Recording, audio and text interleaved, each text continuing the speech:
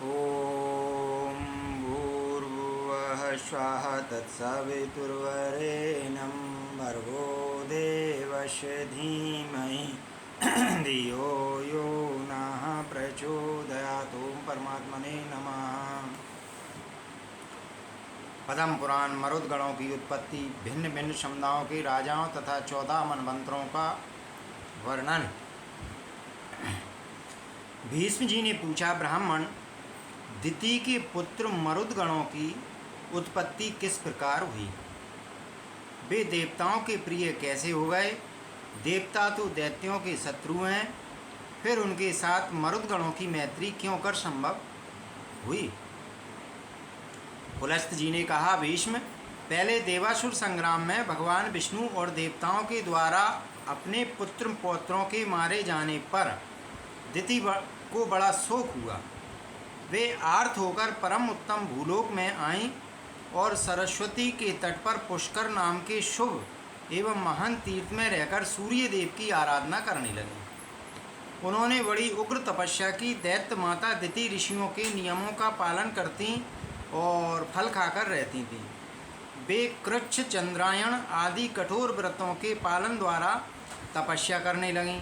जरा और शोक से व्याकुल होकर उन्होंने 100 वर्षों से कुछ अधिक काल तक तप किया। उसके बाद वशिष्ठ आदि महर्षियों से पूछा, मुनिवरों, क्या कोई ऐसा भी व्रत है जो मेरे पुत्र शोक को नष्ट करने वाला तथा यही लोक और परलोक में भी सौभाग्य रूप फल प्रदान करने वाला हो? यदि हो तो बताइए। वशिष्ठ आदि महर्षियों ने ज्येष्ठ की पूर्णिमा का व्रत बताया तथा दिति ने भी उस व्रत का सांगोपांग वर्णन सुनकर उसका यथावत अनुष्ठान किया। उस व्रत के महत्तम से प्रभावित होकर कश्यप जी बड़ी प्रसन्नता के साथ दिति के आश्रम में आए। दिति का शरीर तपस्या से कठोर हो गया था, किंतु कश्यप जी ने उन्हें पुनः रूप और लावण्य से युक्त कर दिया और उनसे वर मांगने का अनुरोध किया। तब दिति ने वर मांगते हुए कहा, भगवान, मैं इंद्र का वध करने के लिए एक ऐसे पुत्र की याचना करती हूँ जो समृद्धशाली, अत्यंत तेजस्वी तथा समस्त देवताओं का संहार करने वाला हो। कश्यप ने कहा, सुबह मैं तुम्हें इंद्र का घातक एवं बलिष्ठ पुत्र प्रदान करूँगा।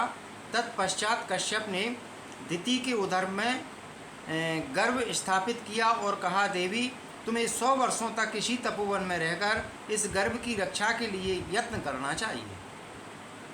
गर्भिणी को संध्या के समय भोजन नहीं करना चाहिए तथा वृक्ष की जड़ के पास ना तो कभी जाना चाहिए और ना ही ठहरना चाहिए।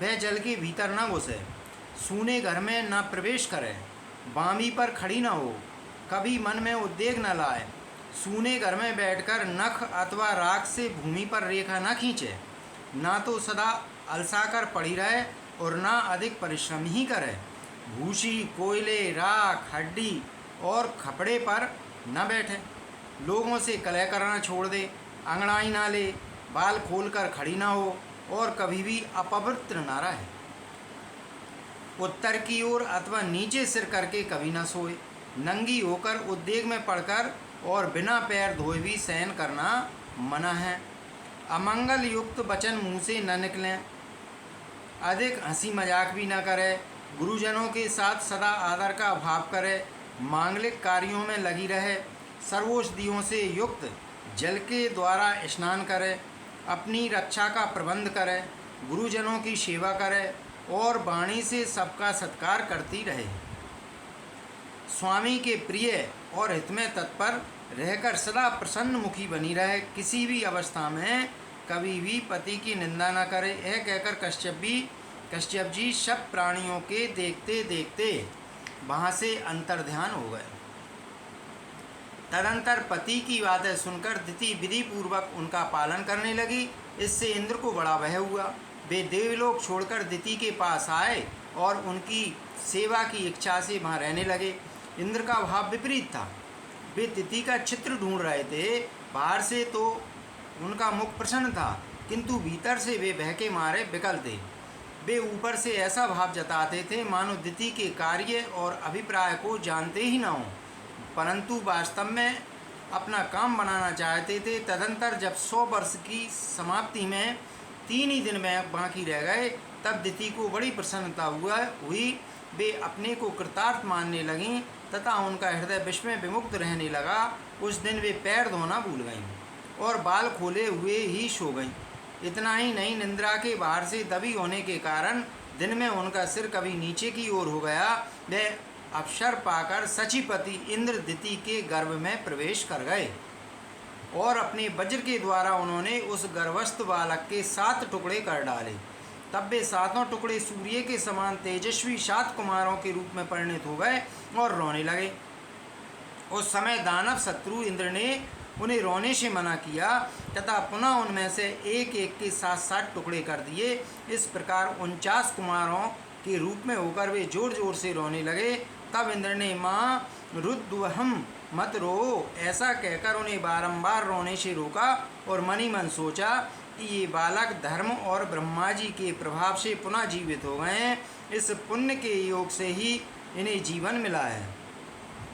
ऐसा जानकर वे इस निश्चय पर पहुँचे कि यह पूर्णमासी व्रत का फल है। निश्चय ही इस व्रत का अथवा ब्रह्मा जी की पूजा का यह परिणाम है कि वज्र से मारे जाने पर भी इनका विनाश नहीं हुआ।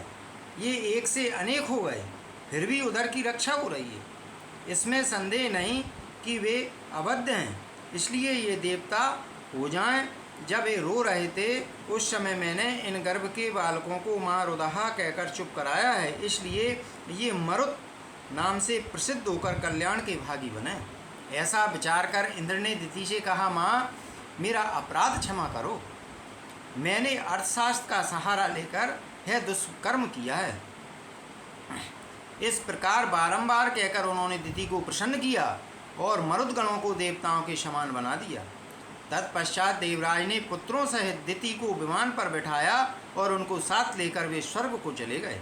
मरुदगण यज्ञ भाग के अधिकारी हुए, उन्होंने असुरों से मेल नहीं किया, इसलिए वे देवताओं के प्रिय हुए। भीष्म जी ने कहा, ब्राह्मण आपने आदि सर्ग और प्रतिसर्ग का विस्तार के साथ वर्णन किया, अब जिनके जो स्वामी हों उनका वर्णन कीजिए। पुलस्त जी बोले, राजन जब पृथु इस पृथ्वी के संपूर्ण राज पर अभिषिक्त होकर सबके राजा हुए, उस समय ब्रह्मा जी ने चंद्रमा को अन्न का, ब्राह्मण व्रत और तपस्या का अधिपति बनाया। हिरण्यगर्भ को नक्षत्र, तारे, पक्षी, वृक्ष, झाड़ी और लता आदि का स्वामी बनाया। वरुण को जल का, कुबेर को धन का, विष्णु को आदित्यों का और अग्नि को वसुओं का अधिपति बनाया। दक्ष को प्रजापतियों का, इंद्र को देवताओं का, प्रहलाद को दैत्यों का और दानवों का, यमराज को पितरों का, शूलपाणी भगवान शंकर को पिशाच, राक्षस, पशु, भूत, यक्ष और बेताल राजों का, हिमालय को पर्वतों का, समुद्र को नदियों का, चित्ररथ को गंधर्वों का, विद्याधर और किन्नरों का, भयंकर पराक्रमी वासुकी को नागों का, तक्षक को सर्पों का, गजराज ऐरावत को दिग्गजों का, गरुड़ को पक्षियों का, उच्चश्रवा को घोड़ों का, सिंह को मृगों का, सांड को गंगों का तथा पिलक्ष पाखड़ को संपूर्ण वनस्पतियों का अधीश्वर बनाया। इस प्रकार पूर्व काल में ब्रह्मा जी ने इन सभी अधिपतियों को भिन्न भिन्न वर्ग के राजपद पर अभिषिक्त किया था। कौरव नंदन पहले स्वयंभुव मनवंतर में याम नाम से प्रसिद्ध देवता थे। मरीचि आदि मुनि ही सप्तऋषि माने जाते थे। आग्नेन्द्र, अग्निवायु, विभु, शवन, ज्योतिष्मान, द्युतिमान, हव्य, मेधा, मेधातिथि और वसु, ये 10 स्वयंभुव मनु के पुत्र हुए, जिन्होंने अपने वंश का विस्तार किया। ये प्रतिसर्ग की सृष्टि करके परम पद को प्राप्त हुए। यह स्वयंभुव मनवंतर का वर्णन हुआ। इसके बाद स्वारोचिस मनवंतर आया। स्वारोचिस मनु के 4 पुत्र हुए, जो देवताओं के समान तेजस्वी थे। उनके नाम हैं नव, नवश्य, प्रसृति और भावन। इनमें से भावन अपनी कीर्ति का विस्तार करने वाला था। दत्तात्रेय, अत्रि, च्वन, स्तंभ, प्राण, कश्यप तथा बृहस्पति, ये 7 सप्तऋषि हुए। उस समय तुषित नाम के देवता थे।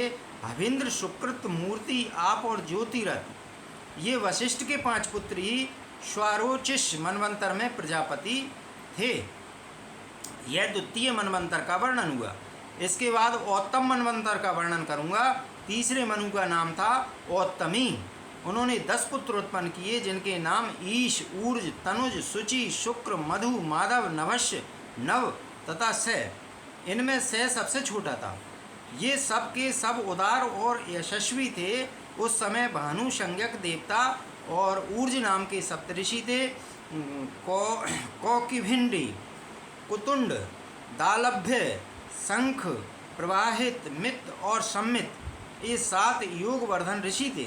चौथा मनवंतर तामस के नाम से प्रसिद्ध है, जिसमें कवि, पृथु, अग्नि, अकपि, कपि, जन्य तथा धामा ये 7 मुनि ही सप्तऋषि थे।